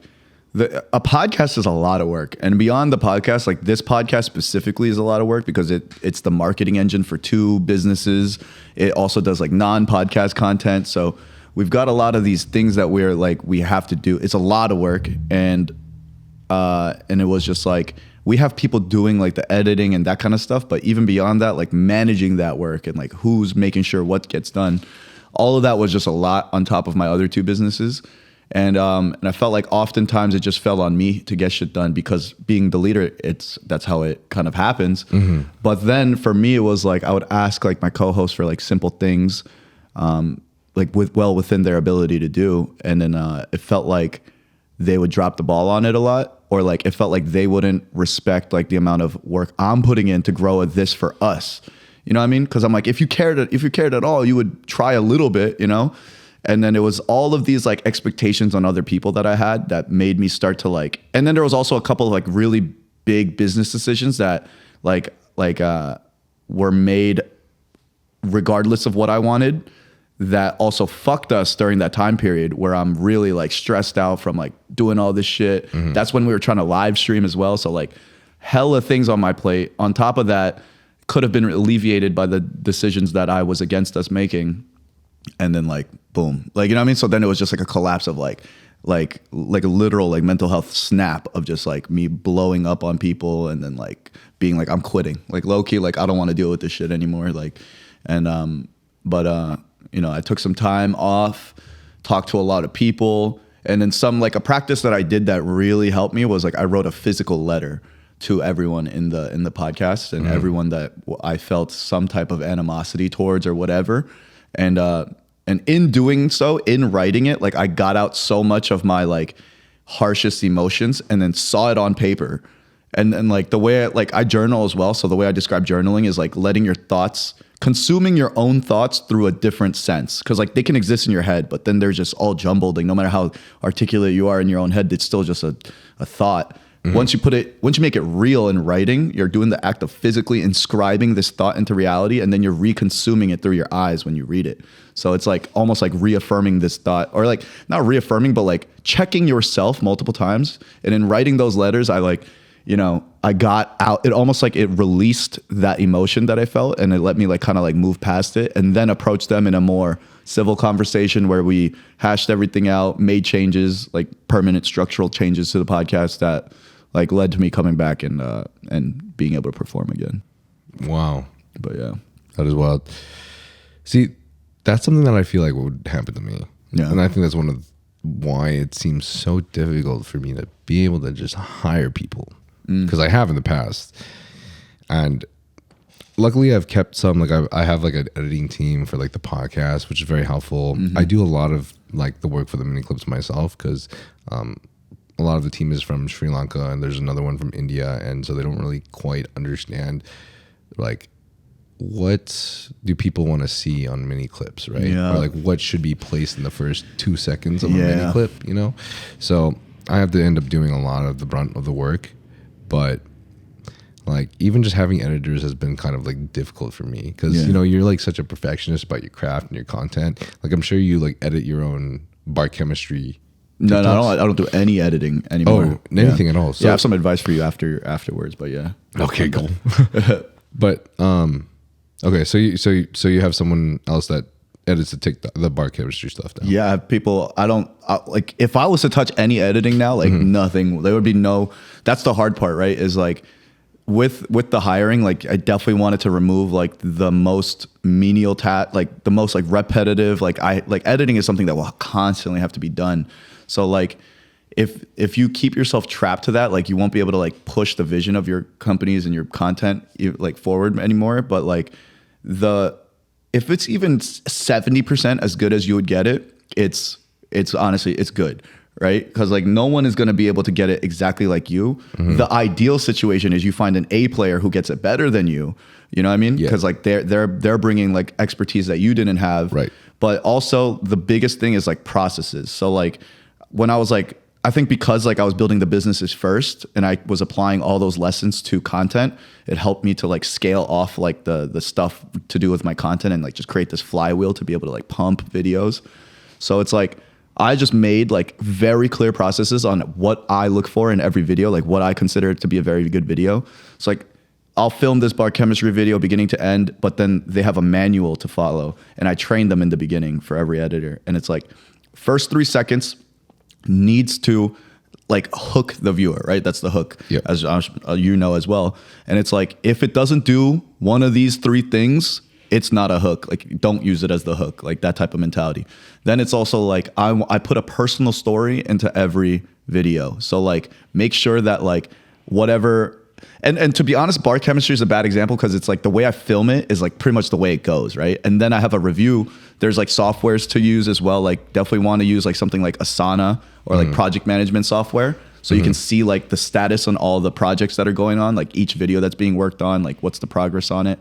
And then something like Frame.io, so you can leave very specific notes on each video. Do you use Frame.io? I have used Frame.io. I love Frame.io. I hate Frame.io because it's a shitty app, but it's like that concept is something so necessary. And then that combination of like project management software where I can see in a board like every video that's in the pipeline and what status, what phase of the pipeline it's in. So that took me to like watch some like YouTube videos on like project management to like use that properly. And then now, funny enough, my videographer, this guy that was my videographer at the time, my full-time videographer, now owns his own agency. He runs his own agency that I'm a client of. So he builds all these. Like I taught him this software when we first launched, but he's so much more like meticulous and organized minded that he grew that into like a whole agency where he does this for many different clients. He does our whole podcast now, and he does all my bar chemistry, Super Bonsai content. And it's the only way that I'm able to make, like, if I had to like edit every video, there's zero chance I could put out this many videos, right? Even in some cases, reviewing every video is still tough, just the review part, because it's so much. But it's like, I was only able to scale it to a point that I could make this many videos by getting rid of like the most time consuming tasks and then using like softwares to like help me like manage everything. Holy shit. Yeah. So I'll like give you the softwares and like show you my fucking board and shit, how it works. It's literally, bro, it'll change your outlook on like how content works. Cause it's literally like what, like each, there's a tab that is like this video, like example, bar chemistry, Mexican hot chocolate, right? And then there's like Super Bonsai, like how to, like what is DHM? And it's like different editors working on different things. And I have somebody else that just assigns them. Like that's a project manager. Cause like at a certain point you can't even manage the workflow. And you're like, now I need somebody to oversee the editors. And it's like, that's where agencies come into. Like if you don't want to hire someone full time, like pay an agency some money to like be doing all that. But yeah, but the best way is exactly that, like getting like overseas help for editing, making the process so clear that they can't fuck it up, and then like just reviewing and like watching the workflow and like everything go down the pipeline. Luckily, I've been able to do that with the podcast editors. So that one's going well. We even like I love our intros right now. It took us a while to get there, you know, as any relationship really does, you know, it just improves over time. But But like 90% of the shit you said, I like didn't even understand. So I have a lot to learn for sure. I'll show you after this. Like it will change your outlook on it for sure. Okay, cool. Wow, crazy, man. But yeah, like the concept of working with people for sure is like not an easy one. Like, the hardest, yeah. I mean, like of course it takes a lot of like patience, and a lot of empathy, but I think that no one can just be perfectly happy in a relationship the whole time. Like everyone has that period of time where you just fucking snap, dude. Yeah. Like that always happens in every kind of relationship, you know, loving relationship, friendship, and especially like work relationships for sure. So I think the fact that you were able to do that is such an amazing feat. And the fact that you actually physically wrote that down and helped yourself just absorb the things that you were feeling and going through, I think that's like a trait of a leader. I appreciate that a lot. And I feel like there is this study done on like what's the like most common trait of like highly successful leaders, and it's emotional intelligence is like the number one thing that they rank high in like across the board. And it makes sense. Like the more people you deal with, like it literally is like you can't get there alone, right? You need not only people around you, but the best people. And the best people come with the biggest personalities. And the biggest personalities are super hard to manage. So like it takes, and I'm not even like, to be honest, that emotionally intelligent. Like I have my own flaws with like emotional control and all these things, but like that is like, imagine like just the slightest difference in emotional reaction when we tried to resolve it from any party involved in that situation could have led to the podcast just ending right there. You know what I mean? And it's like, and that's why I think that emotional intelligence is like the number one key to success in like in any type of entrepreneurial or content endeavor, because it is like you can never get there alone. You need people with you, and like how can you manage and align everyone's goals to be on the same path like the whole time? That shit is probably the toughest thing anyone can do. It's like my fault. What were you gonna say? How did you get the last two hosts of the podcast to join? So when was that and how did that happen? I met Vit first. Wait, did I meet Vit? No, I met Esther first, but I met her in a scenario that we didn't really like hang out after or whatever, right? I met Vit. I actually met both of them through my friend Jimmy Zhang. So then I meet Vit just chilling like in one of my visits to LA. It's when I was filming the podcast by flying back and forth from New York to LA. And then I met him, and I've seen him go viral on TikTok. So I was like, when I met him and he was actually cool, I was like, yo, come shoot the podcast with us. And he was down immediately. He came and shot. And then his interview, one, we had a great time. Like we all just got along during that interview. Like he definitely presents, at least in the past, he presented very much a certain way on TikTok. And then when I met him in person, I was like, damn, you're actually pretty fucking cool. And then when we shot his interview, it did really well. Like it's I think it's our second highest performing video of all time. And we basically were like, we're looking for another host. And at the same time, he was like, wow, like I like these guys and they seem like they know what they're doing. I don't know what the fuck I'm doing. Like I want to join something like this. And he literally asked me like, what, like, hey, what's up with like maybe coming back on like consistently? And I was like, funny, because we were gonna ask you if you would like to do that. Oh shit. Yeah, and it was like, but like oh shit. And I'm like, it'll definitely be like a trial thing. I want to make sure like we all actually work well together and it's not just your interview. And then the next time he came on, it did well too, because it was like more of banter now. And that was like my dream of building a host only format. Yeah. First time we really tried it was just me, him, and Jeremy. And that one did well too, because we'd gotten to know each other just well enough that we could joke around and be funny, but like not well enough that like we know all of our answers to everything, you know? And then it was a matter of finding another girl co-host. And I had met Esther at a video shoot for Jimmy Zhang. And like, you know, I had invited her to some parties and stuff before. So she's coming around hanging out. And then she basically, we're like, yo, Esther's funny. Like she be cracking jokes nonstop. Like she's an attractive girl, like what? And she's Asian, right? Like funny, like attractive, down to be on camera, because she makes like fucking videos all the time. It's like, be on our show. So she comes on the show, and then her first episode also does well. And that's when we're like, let's keep testing this format. And then I think it really solidified that Esther was a part of the group when we took a trip to Vegas together to like shoot a podcast at Dre's nightclub. And then we invited like our podcast friends from Suburb Talks, and it was like this big person podcast. That one also did very well. And then it was like, after that, it was like, okay, well, I think this is the four hosts that we've been looking for. We're still looking to add another one, because low-key we need another girl on the podcast to like balance out the energies. But yeah. There you go, the 5% of my audience. Yeah, 5% of you.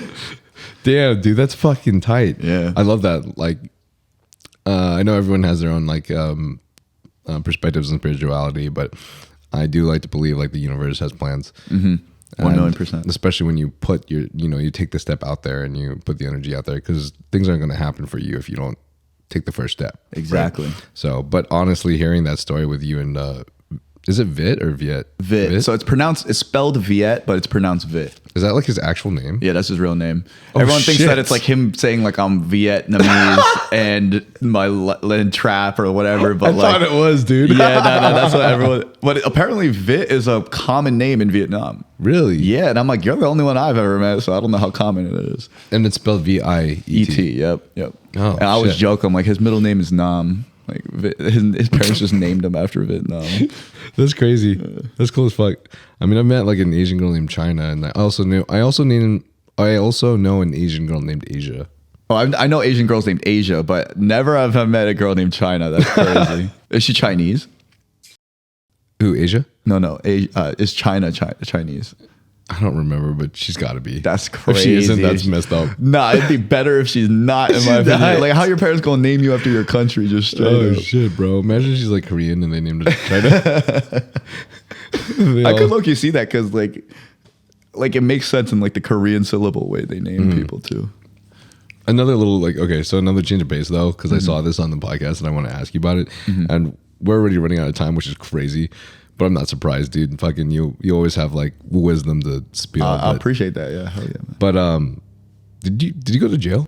I went to juvie. Oh, you're the juvie. Yeah. When I was 12, I spent 6 months in a juvenile detention center, and then about a year in a criminal boarding school afterwards. Oh, damn. Yeah. How come?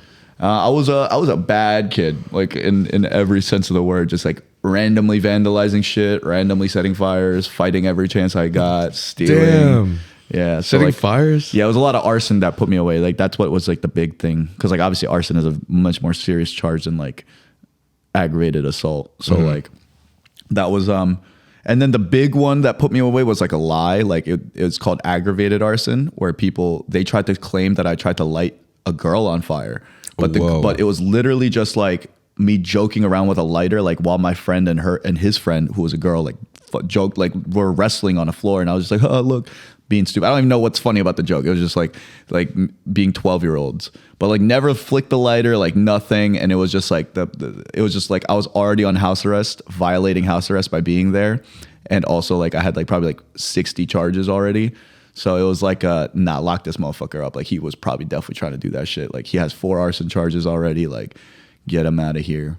And I was facing like I think 6 to 12 years or something like that, 7 to 12. So it was some like long number. I would have been locked up till I was like fucking 20 something. Yeah. That's crazy. Yeah. But thankfully. So what happened after that? So I go to juvie, and then basically it was not looking good at first because like I like, other than the big main one, like I basically did all of those things. And then it was just a matter of like, do we want to lock this kid away for 7 years? And then my lawyer's like defense was guilty for reasons of insanity, because I had gone to the mental hospital like probably 8-9 times prior to juvie, just from like depression, anger issues, like a lot of things that were happening in my life when I was a preteen. And then so he was like, well, we can try to use your mental health history to plead for this, but there has never been a time in either the state of New Jersey or the county of Bergen County, that a minor has been acquitted of charges for this reason, because it's very hard to diagnose minors with like serious mental health issues because you're going through puberty, and it's low-key very similar symptoms as like being bipolar is like being in puberty. So they so then I go back to my cell that night after court, and I'm like, so I might not even get out for this plan that my lawyer has. So I might be fucked. Like I might dead ass be locked up till I'm 24. So I'm like, and then I remember being like, damn, but like reasons of insanity, like, and I'm not insane enough. Like watch this, basically. Like I hatched a plan. And then I had gone in and out of like the mental hospital enough to have met quite a lot of people with like mental health issues. So a lot of those kids heard voices, and I'd be like, what the fuck do you hear when you hear voices? Like, does it sound like it's inside your head, outside your head? Like, what the fuck do you mean you hear voices? Just like being a curious 12-year-old, and they would tell me. So then I would like start like faking panic attacks and like going to the counselors and being like, I'm hearing voices and blah, blah, blah, and I might want to hurt myself. And so they started sending me back to the psych ward, where I got diagnosed with paranoid bipolar disorder. And then that diagnosis acquitted me of all charges, basically. Wow. Yeah. That's crazy, bro. Yeah. And then I used to be scared of telling that story, but then I'm like, I'm pretty sure there's like a statute of limitations or some shit.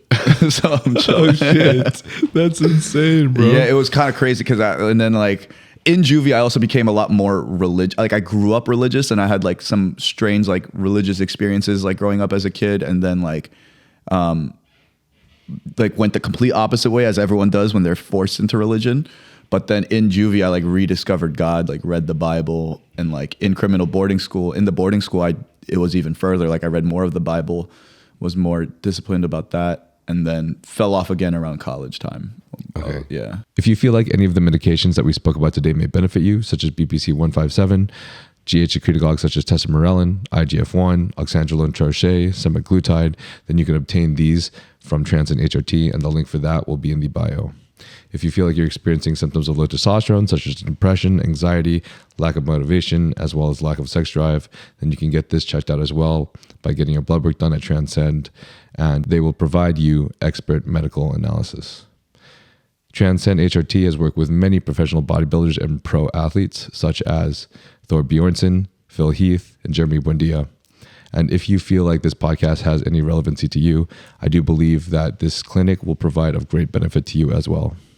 What were those religious experiences, if you don't mind me asking? A lot of it was like, so I would go to church retreats as a kid, and then even though I was like super anti-Christian as a child, just because it was more like anti-control and I didn't really understand anything about the Bible or God. And then, but at these retreats, like when everyone was together praying or praising, like I'd get these like weird fucking like highs almost. Like it would literally feel like I wasn't sober anymore. And I didn't know what that feeling was as a kid, but when I started doing psychedelics again, when I started doing psychedelics later in life, I got very similar feelings where I was like, holy fuck, why do I recognize this? And it was like it's because my like spiritual glands are being like flushed right now. Like literally like the best way to describe it is like the pineal gland or wherever is like in control of that. It's like being fucking activated, and like the same room I'm looking at. Not that I can physically see things, but almost that I can, because like there's people crying in the corner.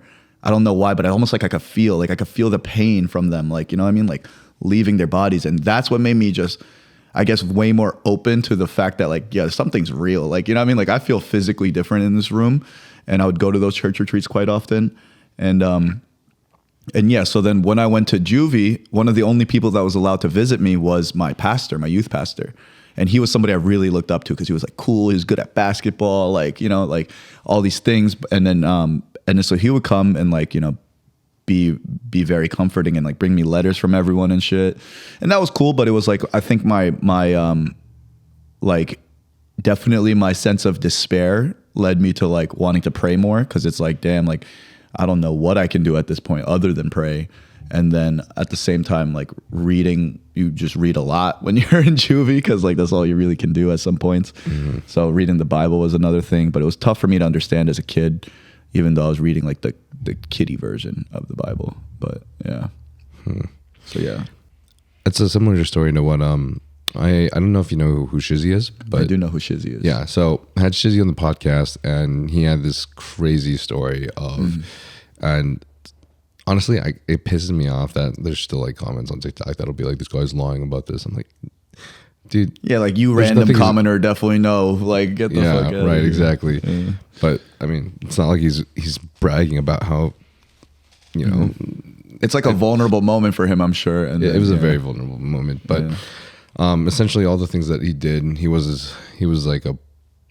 a pretty bad kid too. Mm-hmm. In fact, according to him, he was terrible, to the point where he'd beat his brother up all the time, literally call his mom things. You just leave home. Like his family, the whole family wasn't homeless. He was homeless because he would leave his family and literally have no place to stay. Jeez. And then he had to try to find, you know, at one point he tried to stay with his sister, and then a bunch of crazy shit happened while he stayed with his sister, and then tried to stay with his mom for a little bit, and then of course, you know, just so many different things happened. But at one period of time, his mom recommended that he try to go to this religious rehab, and he was thinking like, fuck no, I'm not gonna go to this rehab, like but at the same time, like, what if I could change? You know, what if, like, because I'm fucking unhappy right now. I'm so unhappy. I'm miserable. Like, what if, like,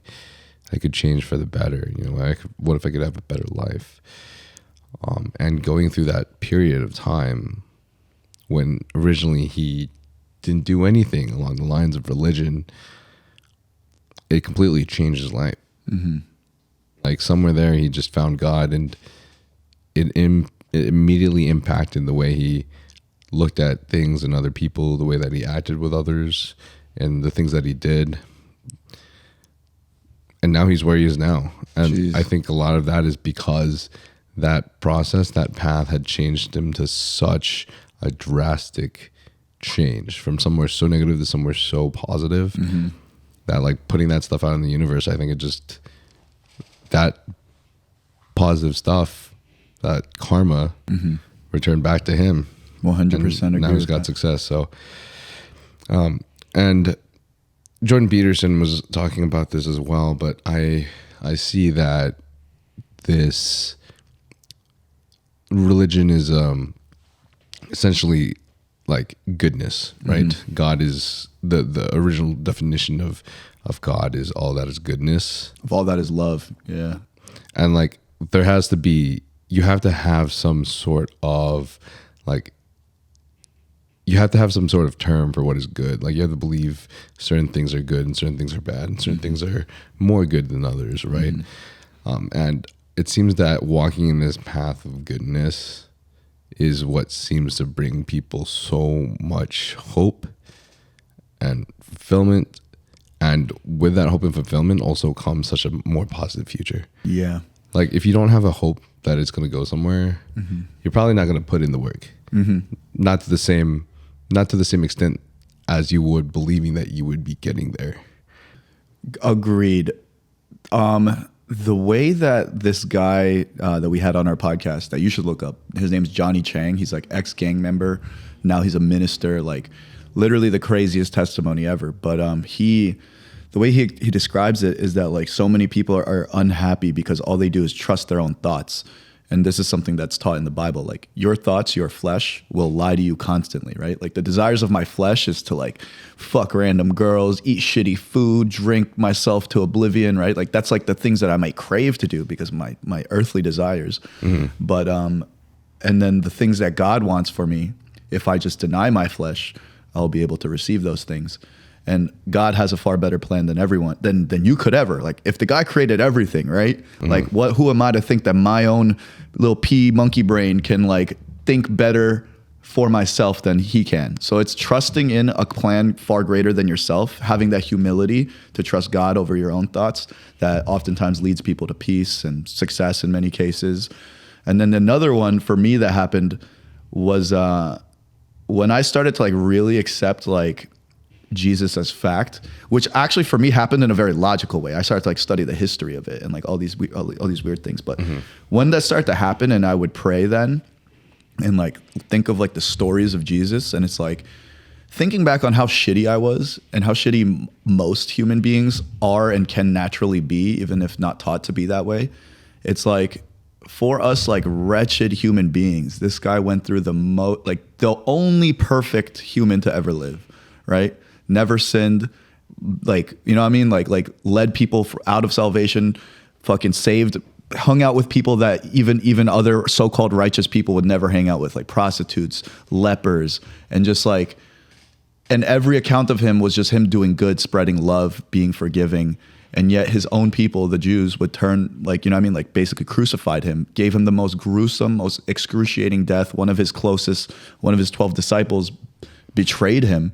And even then, as he lay dying on the cross for our sins, he would scream out and be like, they don't know what they're doing. Like, please forgive them to God.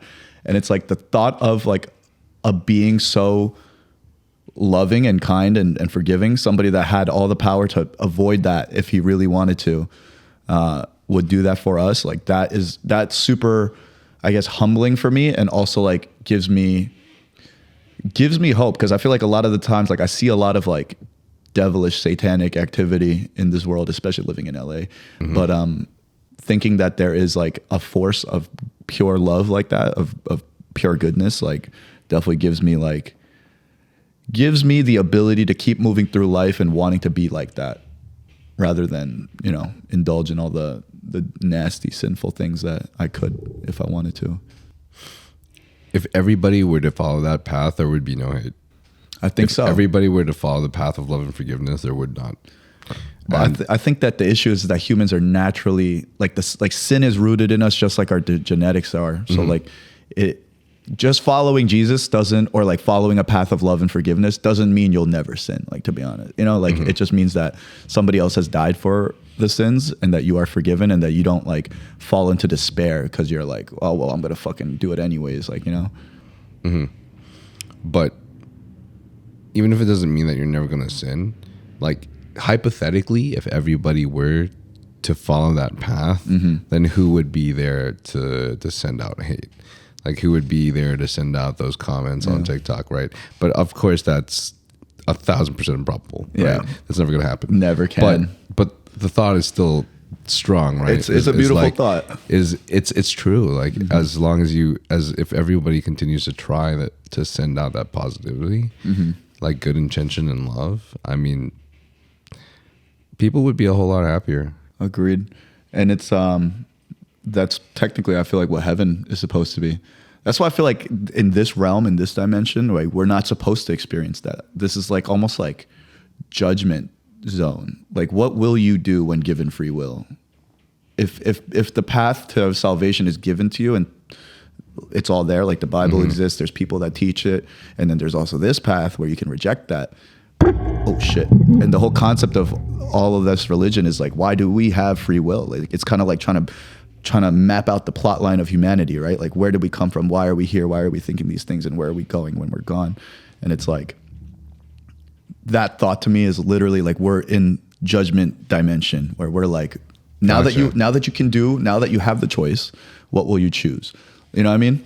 And it's like, it's very much harder to pick the path of salvation, of like love, forgiveness, purity, like all those things, right? It's very easy to like delve into sin, watch porn, jerk off, fucking fuck bitches, like all these things.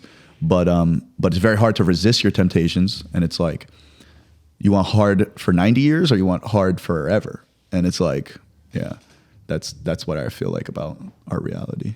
Gotcha. That's interesting. I have like an interesting perspective because my family grew up Catholic. And so they raised me Catholic and Christian. So I was one of those people that was raised so hardcore Catholic that I rebounded in the completely opposite direction, right? But I found myself in a place where, like, let's say 4 or 5 years ago, I feel like I realized that there was a place, there was like just, I feel like I realized that I could be spiritual still. Like I don't necessarily have to follow the path of Catholicism to a T or go to church every Sunday, but I can still find spirituality within myself. And I don't know how many people will disagree with this. I'm sure many will. But what I've come to realize though is that for myself, I just, everybody has like these earthly desires, right? And defaults, like and if you could literally just say technically that we are all just trying to, it's like survival of the fittest, right? You're going to do whatever it takes for you to survive. If someone's doing something bad to you, then you're going to do something bad in return because you're trying to defend yourself. But there's like this special power that we all have as humans to like raise ourselves to a higher conscious. And that higher conscious is what gives us the ability to make decisions that you wouldn't do if you were just a fucking beast or an animal. Like rabbits don't like when a wolf is trying to kill its prey, it's not thinking like, oh man, like I feel so bad. Like I wish you could just live. They're fucking enjoying it. They're like, oh, I get to eat this shit finally. Yeah, like I'm fucking hungry. Hell yeah, this is fun. But us humans have that ability. We have the empathy, and we all have the choice to also make the decision not to do whatever it is that thing is that could hurt somebody else. And I think with that special power that we have is what gives us the power to evolve our lives into something that's incredibly beautiful. Because without a doubt that I've seen, even though my best friend did pass away,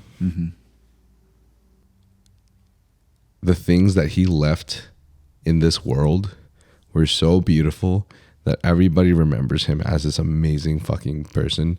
And it's just, we're never going to forget the things that he did for us. And the fact of the matter is he came in this world and left it a better place. And that's the most powerful thing, I think, because if you think of everybody as one, he fucking brought us to a better place. He did. You could say the same thing about Jesus, right? Even with his karma and all the shit that he went through, his life only constantly got better. It's unfortunate that it had to end early, but even like towards the end, like there were so many things going for him. Like he finally, I can't remember what it was. If it's not Veterans Court, but he finally got like $100,000 from the military when he was like super poor for like his entire life. Finally got money and finally got off scot-free. Wasn't a felon anymore. Both him and Dion were in jail, and Ryan was in prison, but then they weren't sentenced anything because they went through the military, and then we were finally able to find a fucking apartment, which was fucking sick. So like our life was literally just going uphill, and I owe that to honestly a lot of the good things they did. Honestly, Ryan actually got out of prison because he saved a kid's life, and that kid just happened to be the son of the police chief officer. What? Yeah. So he got out of prison early. What was he in prison for? Because he got really fucked up in PB in San Diego. Went home with 3 chicks. His guy friends didn't want to come home with him, and he was about to have like an orgy with them or something, and he was like just with a fat chick in like the kitchen when the other two were doing something else in another room. And this chick was hammered. She was hammered out of her mind. So they both didn't really know what they were doing because they were both drunk as fuck.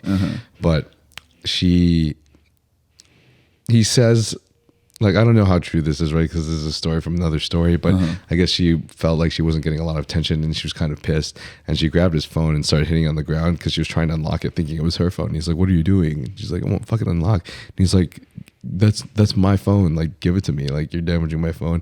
He took it and she started screaming, like pushed him and started yelling rape. And the other girls like came in. So flash forward, he ran out of the house. He's basically naked. And they like called the cops on him. He hides in a bush and he feels a hand come up and touch his shoulder behind him. And it sucks that he did this, but you know, I don't really judge when someone's that hammered. But he spun around and fucking decked the person in the face, and he ended up punching in the face of a cop. Oh man, yeah. So assaulting a police officer. Yeah. Holy shit. Prison for years because the police officer police officer wanted him to die. This police officer hated him because he had to like get surgery on his face. Like his face was never the same. Jesus. Yeah, it was like punched in. He hit him once? He hit him once. Holy shit. Was he a big boy? Like he was jacked, I'm assuming. He's jacked. Yeah. He was jacked as Damn, fuck. that's a feat. Holy shit. That's looking crazy. It's pretty crazy. That's a crazy ass story. Holy shit. R.I.P. to my boy for real. Yeah. But I always had like this perception of like, I had this red pill ideology my entire life. Just like I hated the world. Everyone's only out for themselves. Everybody sucks. And then I met him and a lot of amazing, beautiful people in San Diego. And that's when I realized like, it's all in my mind. It's all in my mind. There's such all good perspective. People. It is perspective. Like, yes, there's traumatic and terrible things that happen to a lot of fucking people. There is way worse things that have happened to other people than me. But there is goodness out there, and I would love to be a part of it. Oh, absolutely. And yeah, I think that's also a mindset switch. Like it was very like researching like conspiracy and stuff. It was very easy to be like, damn, everything is evil as fuck. But like, you know, it is perspective, like you said. But yeah. Well, I end every podcast with this question. I ask everybody, but if you were going to die tomorrow and you had one message that you could broadcast to the entire world, what would that be? Fuck. Damn. I could broadcast to the entire world? The entire world. Man. I don't know if I want to be funny, like, and say some shit like, "I know what you did last night," and then just die, or like, I don't know. I think I would say something like, "God is real, find him," because I feel like whatever, even if like you're not going to end up following Jesus or whatever, like just the chase of finding who God is I don't think there's ever a negative to that. So yeah. Hell yeah, bro. That's fucking sick. Hell yeah. Thanks for that. Appreciate it. Yeah. Well, thanks for being on the podcast, dude. I like to like write some questions down just as default for me to like ask. Like whenever I have a guest that I'm super interested in, I just write everything that I'm so curious about just so I don't forget, and then like leave it as if I like ever get to it. And I think we went through like 10% questions that I had. So sometimes the conversation is just too good. That happens to us all the time. We do the same thing where like research guests write questions, and then like if the conversation's flowing, you never hit the whole fucking thing. Never, dude. Yeah. So where can everybody find you? Follow me on my socials if you're into bartending stuff, alcohol knowledge, bar chemistry. I also post like health content on my personal page, the Kim Wootak. And then that's across Instagram, TikTok, everywhere for both. And then my podcast is Under the Influence Show. So you can look that up on YouTube, Spotify, socials, everywhere. If you'd like to support the podcast, you can support the podcast by rating us 5 stars on Apple Podcasts, Spotify, or anywhere you find a pod, and subscribing to the YouTube channel because it allows us to get bigger and better guests like we talk today. And hit the notification bell because you want to be notified of every time he drops. Thanks, brother. Gotcha. But yeah, guys, Wootak, follow him. Dude's an absolute savage, and it's a guy I truly look up to. So thanks for coming on the pod again. See you guys next time. Love y'all. Peace.